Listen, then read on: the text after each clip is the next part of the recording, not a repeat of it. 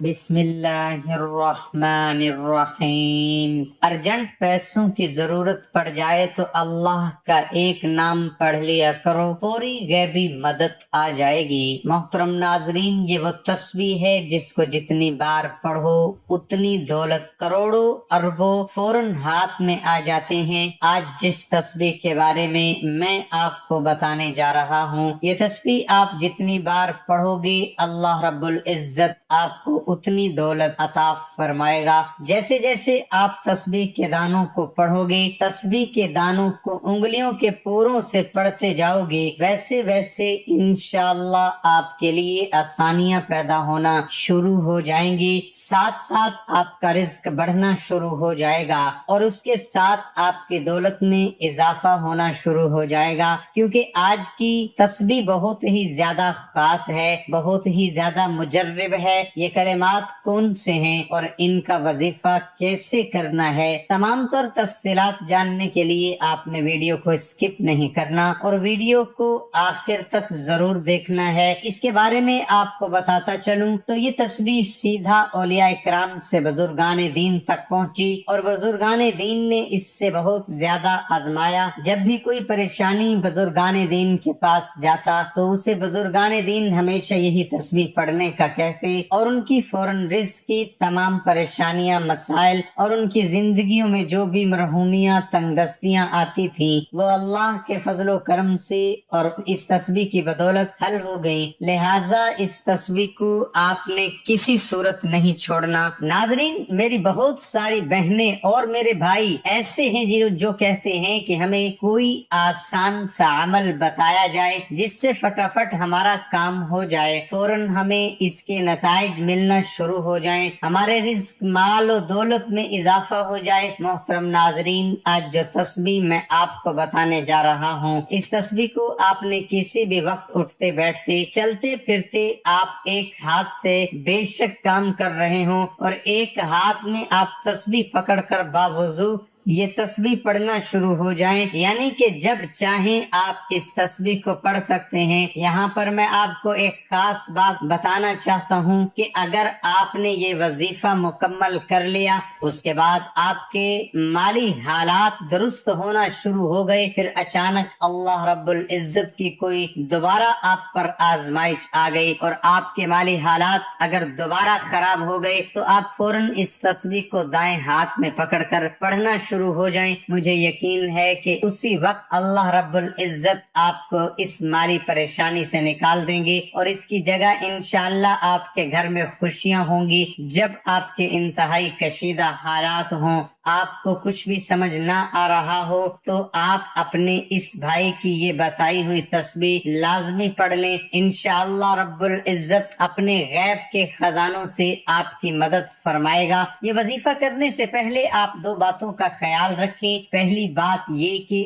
آپ نے 5 وقت کی نماز کی پابندی کرنی ہے، چاہے کچھ بھی ہو جائے آپ نے 5 وقت کی نماز لازمی پڑھنی ہے، اور دوسرا یہ کہ آپ نے ہر بات میں اللہ پر توکل کرنا ہے، اللہ پر بھروسہ رکھنا ہے۔ اللہ رب العزت ارشاد فرماتا ہے کہ انسان کسی بات پر جیسا گمان رکھتا ہے میں اس کے ساتھ ویسا ہی معاملہ کر دیتا ہوں، لہٰذا آپ اچھا سوچیں۔ آپ یہ سوچیں کہ اللہ پاک آپ کو ضرور رزق دے گا تو آپ خود محسوس کریں گے کہ اللہ پاک آپ کو بہترین رزق دے رہا ہے۔ اگر آج آپ ہمارے بتائے ہوئے طریقہ کار کے مطابق یہ تسبیح پڑھنا شروع ہو جاتے ہیں تو آپ خود محسوس کریں گے کہ آپ کے ہاتھ میں تسبیح نہیں لگی بلکہ کوئی اعلیٰ دین کا چراغ لگ گیا ہے، جس سے آپ نے جو ہی رگڑا اس سے دولت آنا شروع ہو گئی، کیونکہ اس تسبیح کے بارے میں بزرگان دین کہتے ہیں کہ جو شخص اس تسبیح کو دل کے ساتھ پڑھتا ہے اس کے ساتھ پھر ایسا ہی خوبصورت معاملہ ہوتا ہے۔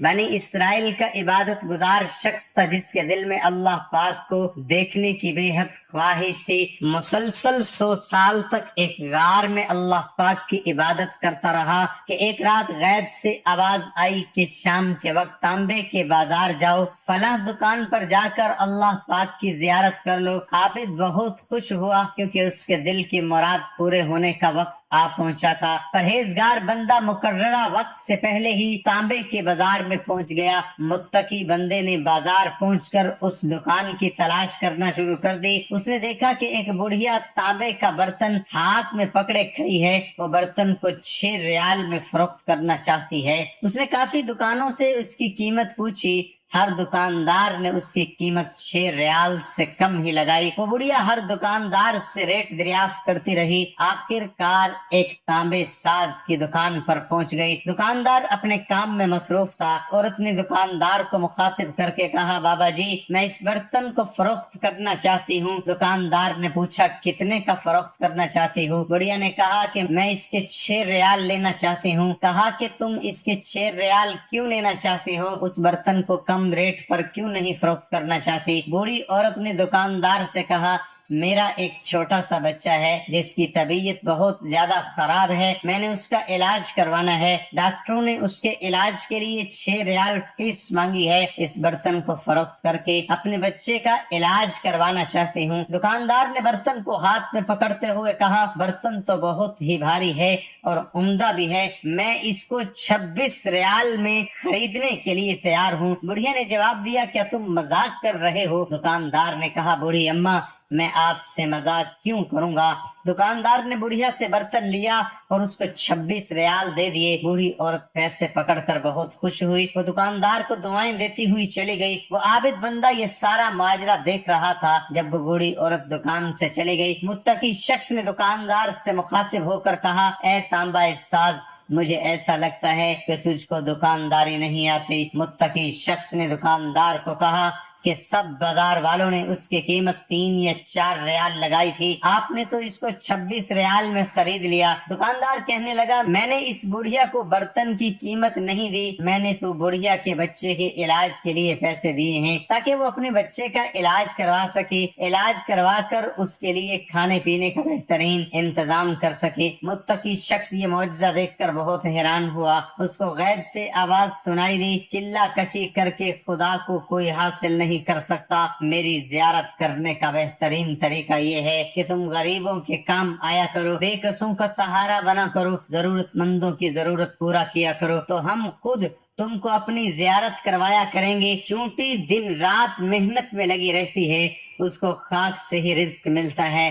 گدھ پرواز کرتے ہوئے اپنا رزق تلاش کر لیتی ہے۔ مکڑی جالا بناتی ہے، وہ جالا اتنا خوبصورت اور دیکھنے کے لائق ہوتا ہے، مگر مکڑی کا مقصد جالا بنانا نہیں ہوتا بلکہ اپنے شکار کو پکڑ کر اپنی خوراک بنانا ہوتا ہے۔ اسی طرح وہ کامیابی حاصل کرتی ہے۔ کامیاب انسان کے پیچھے انسان کی اصل خواہش چھپی ہوتی ہے۔ اس خواہش کا بطور مطالعہ کیا جائے تو کامیابی کا اصل مفہوم سمجھ میں آ سکتا ہے۔ ناظرین، آج کا عمل بڑا ہی آسان سا ہے۔ آپ ایک تسبیح شب میں یا صبح کے وقت پڑھ لیں، ایک تسبیح آپ شام کے وقت پڑھ لیں اور ایک تسبیح آپ رات سونے سے پہلے پڑھ لیں۔ تسبیح کے دانے پر آپ نے الحمدللہ یا رب، الحمدللہ یا رب، تسبیح کے ہر ایک دانے پر اپنے ہاتھ کی انگلی دانے پر رکھ کر آپ نے الحمدللہ یا رب، الحمدللہ یا رب پڑھ لینا ہے۔ یا آپ ترتیب اس طرح بنا لیں کہ ایک تسبیح آپ صبح کے وقت، ایک تسبیح دوپہر کے وقت اور ایک تسبیح مغرب کی نماز کے بعد آپ پڑھ لیں، جیسے آپ کو آسانی لگے۔ لیکن آپ نے ایک دن میں 3 تسبیحات لازمی پڑھنی ہے۔ محترم ناظرین، یہ تسبیح نہیں بلکہ دولت کا خزانہ ہے۔ اس کو اگر آپ پڑھنا شروع کر دیتے ہیں، ساتھ میں 5 گانا نماز کی پابندی شروع کر دیتے ہیں اور اچھا گمان کرتے ہیں، جن کو میں نے الحمدللہ یا رب، الحمدللہ یا رب کی تسبیح کے بارے میں بتایا ہے، یہ میری خود آنکھوں دیکھا واقعہ ہے، بلکہ آپ اس سے کہہ سکتے ہیں کہ میں نے اسے راہ سے گزرتے ہوئے دیکھا کہ پہلے اس کے کچے مکانات تھے، اتنی غربت تھی کہ آگے پیچھے 4 دیواری تک نہیں تھی۔ اب وہاں سے گزر ہوا تو وہاں پر ایسا محسوس ہوتا ہے جیسے عالی شان محل کھڑا ہے۔ یاد رہے کہ انسان عالی شان محل، عالی شان گھر اس وقت بناتا ہے جب اس کے روٹی کے مسائل حل ہو جاتے ہیں اور اس کے پاس زیادہ پیسہ آنا شروع ہو جاتا ہے۔ پھر اس پیسے سے खूबसूरत घर भी तामीर करता है। मैं बहुत सारे ऐसे बहन भाइयों को भी जानता हूँ जो अपनी जिंदगियों से उकता चुके हैं। उनके पास अगर सिर्फ और सिर्फ 5 मिनट बैठ जाएं तो आपको ऐसा महसूस होगा, ऐ अल्लाह मैं कहाँ आ गया हूँ, ऐ अल्लाह तो इस बंदे के हालात दुरुस्त कर दे। लेकिन जब उन लोगों को आप तस्बीह पढ़ने का बोलेंगे तो वो आपको बिल्कुल सीधा जवाब दे देंगे कि हम तो नमाज नहीं पढ़ते, तस्बीह पढ़कर क्या करना। ऐसे लोगों के हालात अल्लाह कभी नहीं सुधारता, क्योंकि जब हम ला इलाहा इल्लल्लाह मुहम्मदुर रसूलुल्लाह कलमा पढ़ते हैं, फिर हमें कलमे के मुताबिक कलमे के नीचे रहकर अपनी जिंदगी गुजारनी पड़ती है। मैं उन बहन भाइयों से कहना चाहता हूँ कि खुदारा पंजगाना नमाज की पाबंदी करें, ऐसा हरगिज न करें। अल्लाह ने अपनी मखलूकात के लिए बहुत से रिज्क की तकसीम को यकीनी बनाया। अल्लाह रब्बुल इज्जत आपको भी लाजिम रिज्क अता फरमाएगा। बस आप अल्लाह को याद करके देखिए, ये तस्बीह पढ़कर देखिए, पूरा दिन पढ़कर देखें, पूरा दिन आप बावजू हालत में रहें तो आपके मामलात दुरुस्त सिमत गामजन हो जाएंगे। और मैं आपसे एक और बात अर्ज करना चाहूंगा, ये आपके रोजगार के मसाइल सिर्फ आपके मसाइल नहीं है, बल्कि हमारे इस माशरे में अब ये एक आम सी बात हो चुकी है। ये परेशानी सिर्फ आपके साथ नहीं बल्कि हर दूसरे बंदे के साथ यही परेशानी लाहक हो चुकी है। हर बंदा अब इसी सोच का शिकार हो चुका है कि आया कि वो अपने घर के अखराजात कैसे पूरे करेगा। ये महंगाई की वजह से हुआ है। इसका बेहतरीन हल ये है कि अल्लाह को याद किया जाए, अल्लाह से मांगा जाए तो आपके मामलात इंशाअल्लाह खुद ब खुद ठीक हो जाएंगे। अगर आपका एक जूते का तस्मा भी टूट जाए तो वो भी आप अल्लाह से मांगे। आप अपनी हर परेशानी अल्लाह को बताया करें। परेशानी, मुसीबत, रंजो गम में जो भी आपकी जिंदगी में आते हैं, आप अल्लाह से मुशावरत करने वाले बन जाएं तो फिर देखें कि आपके बेड़े कैसे पार होते हैं। अल्लाह रब्बुल इज्जत आपको अपने महबूब बंदों में शामिल कर लेता है और आपकी सारी तकलीफ, उलझने परेशानियां हल फरमाकर आपकी जिंदगियों में खुशियां पैदा कर देता है। नाजरीन, जिस तस्बीह के बारे में मैंने आपको बताया, इस तस्बीह को आप कम से कम 7 दिन लगातार कर लें। यकीन जाने कि 7 दिनों में ही इंशाअल्लाह आपके रोजगार के तमाम मसाइल हल हो जाएंगे। 7 दिनों में ही इंशाअल्लाह आपके रोजगार के तमाम मसाइल हल हो जाएंगे। 7 दिनों में आपने नमाज की पाबंदी करनी है। मेरी बहनों ने भी पाबंदी करनी है और मेरे भाइयों ने भी पाबंदी करनी है। इंशाअल्लाह आपके मसाइल जरूर हल हो जाएंगे। और ये नहीं कि आपने नमाज सिर्फ 7 दिन अदा करनी है, बल्कि आप कोशिश करें, आप पूरी जिंदगी नमाज को कायम करें इससे पहले कि आपकी नमाज पढ़ी जाए। उम्मीद है मेरी ये वीडियो आपको अच्छी लगी होगी, तो वीडियो को लाइक और शेयर जरूर कीजिएगा ताकि दूसरों का भी भला हो सके। दुआ है कि अल्लाह ताला हमारी तमाम मुश्किलात और परेशानियों को दूर फरमाए। आमीन सुम्मा आमीन। अल्लाह ताला मेरा सुनाना और आपका सुनना अपनी बारगाह इलाही में कबूल और मंजूर फरमाए।